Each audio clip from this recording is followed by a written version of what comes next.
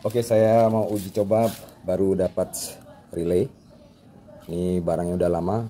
Ini relay sudah saya uji dan bagus, berfungsi semua, baik saya tes relaynya maupun saya hubungkan ke lampu. Lalu ada satu lagi relay, karena memang saya akan pergunakan dua relay untuk mode 2 lampu dengan mode 2. Oke, ini saya akan cek.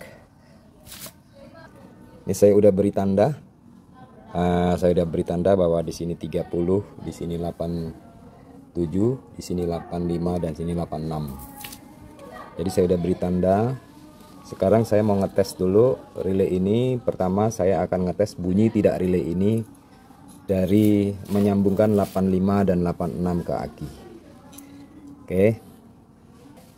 Nah, ini kan 30, jadi di sini 85 dan 86. Jadi saya boleh menukar ke plus dan minus aki, apakah dia berfungsi. Maka saya akan memeriksanya. Pertama begini. Mudah-mudahan berfungsi ya. Oke. Jadi perhatikan ini. Ini dia hidup.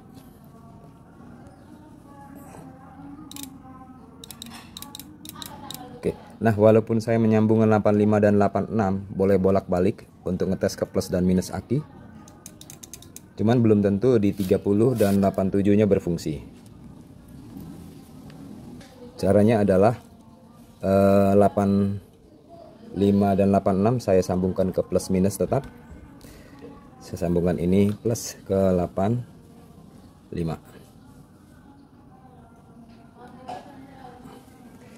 Lalu yang hitam ini 86 saya sambungkan ke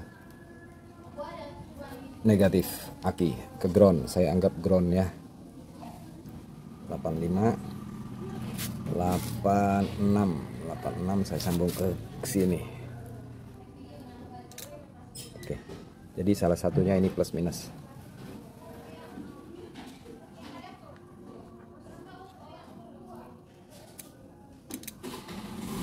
Berfungsi ya. Oke, kita akan sambungkan. Lalu selanjutnya kita fungsikan nomor 30. Ini 30. Saya ambil aki ke sini. Nah, ini kabelnya. 30. Saya ambil jalur ini dari kabel ya. 30 ambil ke plus. Nah, kebetulan lampunya ada dua mode. Satu mode dulu saya mau fungsikan.